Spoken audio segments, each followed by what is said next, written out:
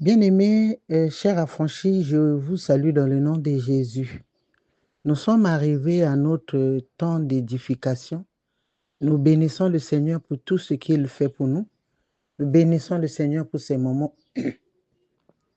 Nous allons nous abandonner entre les mains de Jésus. Tendre Père, nous te disons merci pour ces moments que tu nous donnes pour nous édifier. Nous te rendons grâce pour tes bienfaits dans nos vies. Nous te disons merci pour le renouvellement de tes bontés dans nos vies. Béni sois-tu.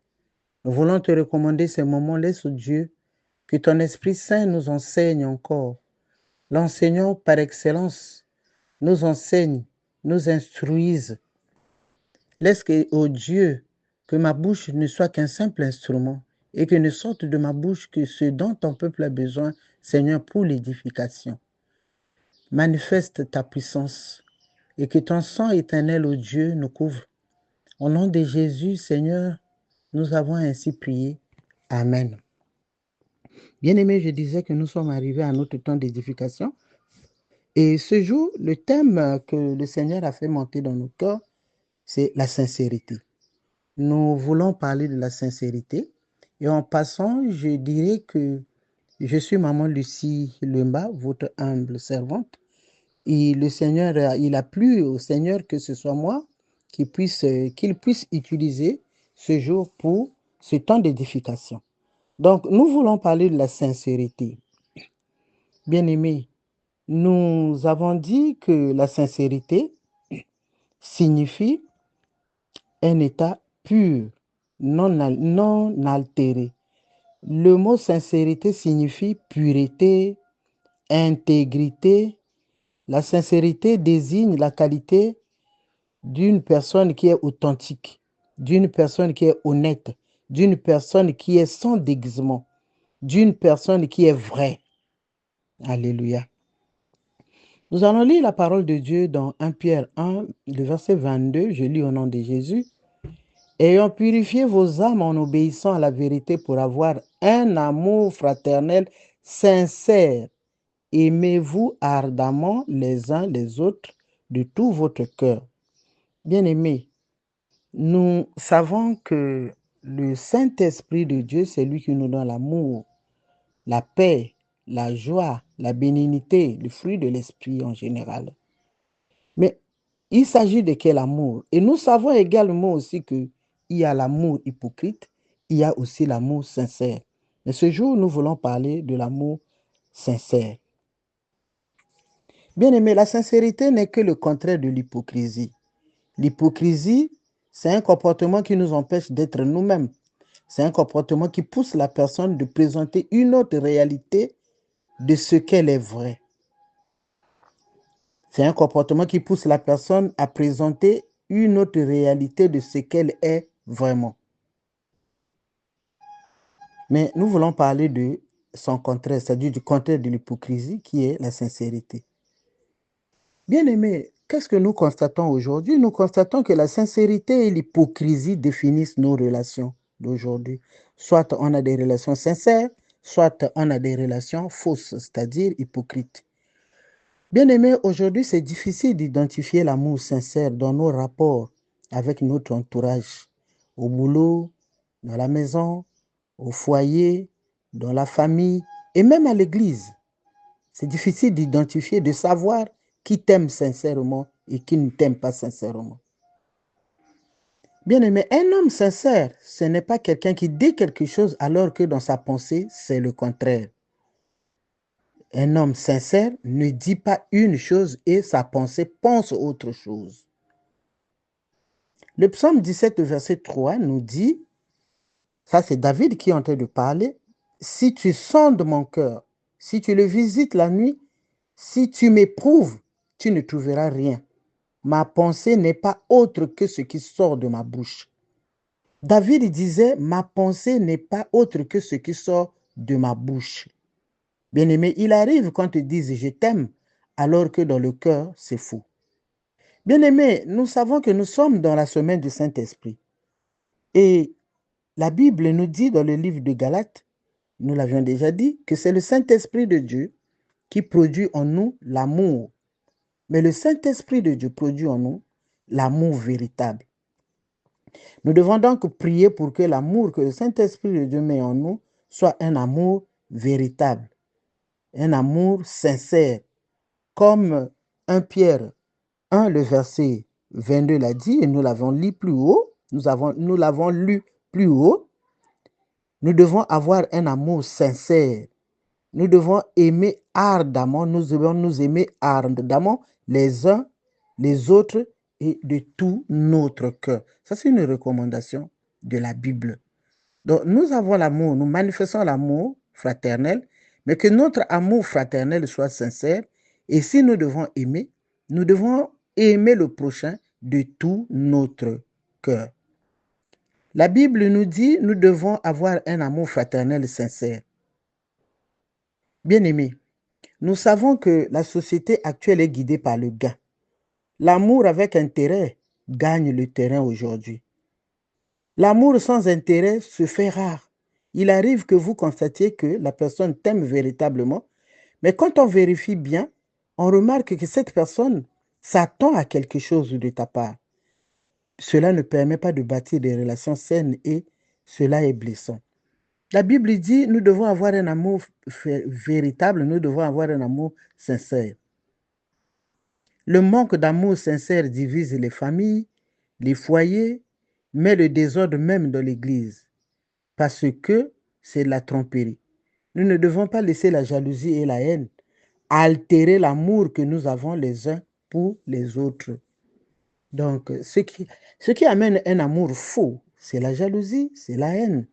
Mais nous ne devons pas laisser la jalousie et la haine nous donner ou produire en nous un amour fou. Bien-aimés, la sincérité compte beaucoup pour Dieu. Et nous devons souligner que la sincérité est biblique. La Bible mentionne dans plusieurs passages, comme dans l'épître aux Éphésiens, le chapitre 4, verset 25, il est écrit, c'est pourquoi renoncez au mensonge et que chacun de vous parle selon la vérité à son prochain, car nous sommes membres les uns des autres. Nous devons donc parler sincèrement les uns aux autres. Ne pas être vrai en sa présence et faux en son absence. C'est-à-dire, devant la personne, nous disons autre chose, mais quand la personne n'est pas là, nous disons le contraire de ce que nous lui avons dit en sa présence. Bien-aimés, nous ne devons pas présenter plusieurs facettes de nous. Le Saint-Esprit de Dieu est capable de nous aider. Plusieurs facettes pour une seule personne, ce sont des œuvres du malin. Dans Romains 12, 9, il est écrit que la charité soit sans hypocrisie.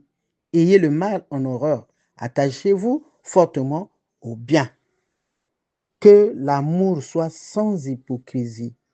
Bien-aimés, nous qui écoutons la parole de Dieu, nous qui invoquons le Saint-Esprit de Dieu, nous ne devons pas être hypocrites. Nous ne devons pas manifester l'amour hypocrite. La Bible dit que la charité soit sans hypocrisie. David pouvait dire, si tu sondes mon cœur, si tu le visites la nuit, si tu m'éprouves, tu ne trouveras rien. Ma pensée n'est pas autre que ce qui sort de ma bouche. Alléluia, bien-aimé. L'amour sincère arrête la médisance. L'amour sincère arrête les murmures. L'amour sincère pour les autres arrête les calomnies. Parce que quand nous aimons sincèrement, nous n'avons pas un cœur faux. Nous n'avons pas un cœur multifacette. Nous ne calomnierons pas. Nous n'allons pas médire. Nous n'allons pas murmurer contre les autres. Bien-aimés, dans le domaine du mariage, la sincérité aujourd'hui bat de l'aile. L'amour sincère est devenu rare. Parfois, on aime parce que on a quelque chose qu'on tire en contrepartie. Une fois la chose obtenue, l'amour se volatilise. Donc, on aime la personne parce qu'il y a un intérêt quelconque. Mais quand on a obtenu cette chose, l'amour s'arrête. Ou si cette chose n'existe plus, l'amour se volatilise. Alors que l'amour sincère ne s'éteint jamais, quelles que soient les épreuves de la vie. Combien sommes-nous, bien-aimés, dans les foyers, vivant avec des choses dissimulées, des vies cachées? On croit dormir à côté d'une personne qui t'aime, or que c'est quelqu'un que tu ne connais que de visage. ce n'est pas une bonne chose. Cela existe et cela se fait même dans les foyers, même dans les mariages. Dans Zacharie 8, 16, il est écrit, « Voici ce que vous devez faire.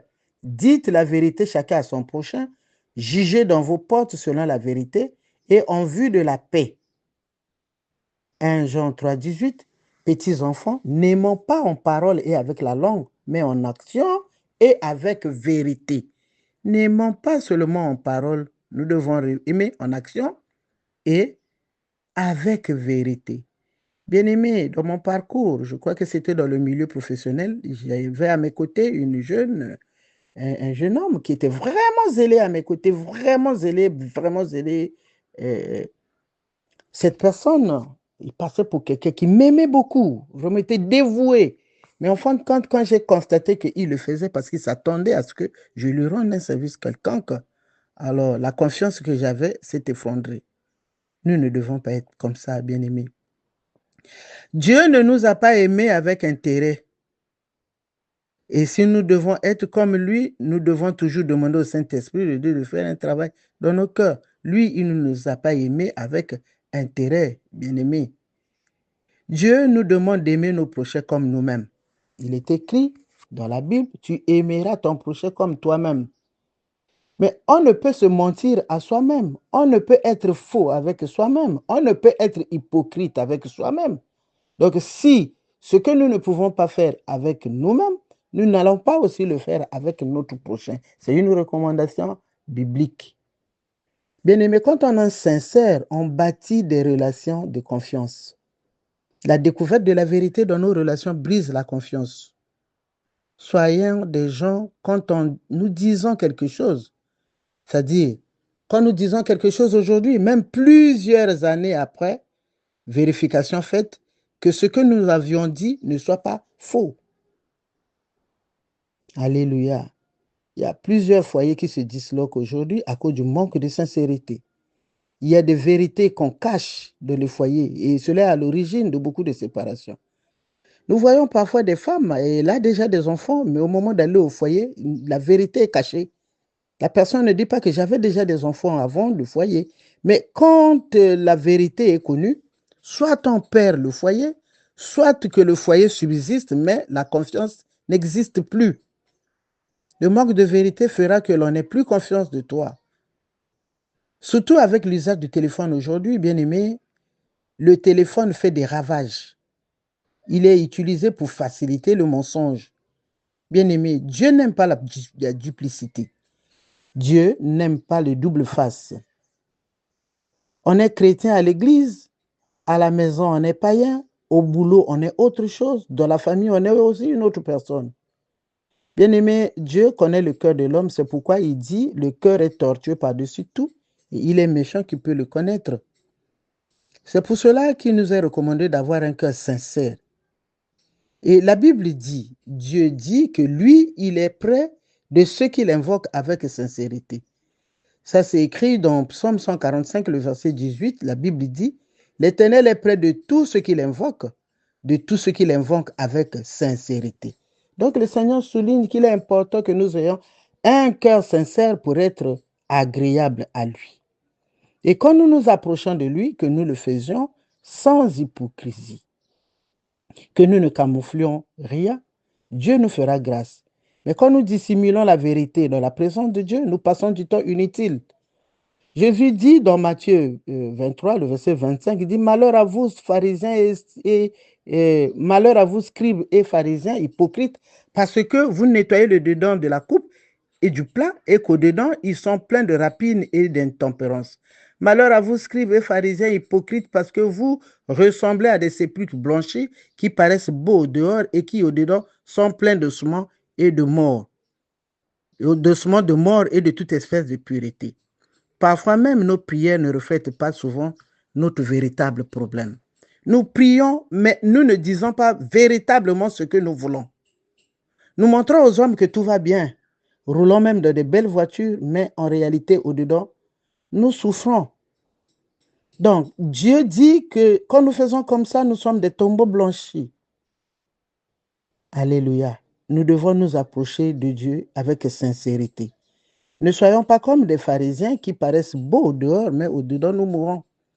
Bien-aimé, je connais une maman qui est à l'église, m'avait dit, ah, maman Lucie, même nous qui venons à l'église dans des grosses voitures, là, au-dedans, là-bas, ça ne va pas. Au-dedans, ça ne va pas. Nous paraissons. Tout est beau, avec de belles voitures. Mais dans la maison, là-bas, dans le foyer, là-bas, quand on vérifie bien, dans nos vies, rien ne va. Il n'y a que des ossements, des tombeaux blanchis. Dieu est près de ceux qui l'invoquent avec sincérité, mes bien-aimés. Et efforçons-nous de nous présenter devant Dieu comme une personne éprouvée, arrêtons d'apparaître. Soyons sincères pour être guéris. Bien-aimés, que gagnons-nous en feignant l'aisance? Que gagnons-nous en nettoyant le dehors alors que dedans nous sommes pourris? Alléluia. Bien-aimé, il arrive dans la présence de Dieu, au lieu d'exprimer notre vrai problème à Dieu, que nous passions du temps à impressionner l'auditeur avec de belles paroles. Bien-aimé, Dieu n'exauce pas ce genre de personnes. Il est près de ceux qui l'invoquent avec sincérité.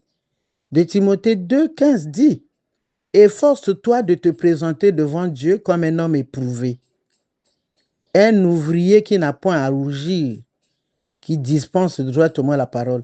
Efforce-toi de te présenter devant Dieu comme un homme éprouvé. Timothée a appelé à se présenter devant Dieu comme un ouvrier qui n'a pas à avoir honte. Alléluia, bien-aimé. De la même manière, nous devons rien camoufler devant Dieu. Nous ne devons pas paraître. Si nous venons dans la présence de Dieu, s'il faut pleurer, pleurons. Devant Dieu, bien-aimé, c'est comme chez le médecin. La vérité sauve. Alléluia. Bien-aimé, nous constatons que l'hypocrisie brise les relations avec Dieu et avec les hommes.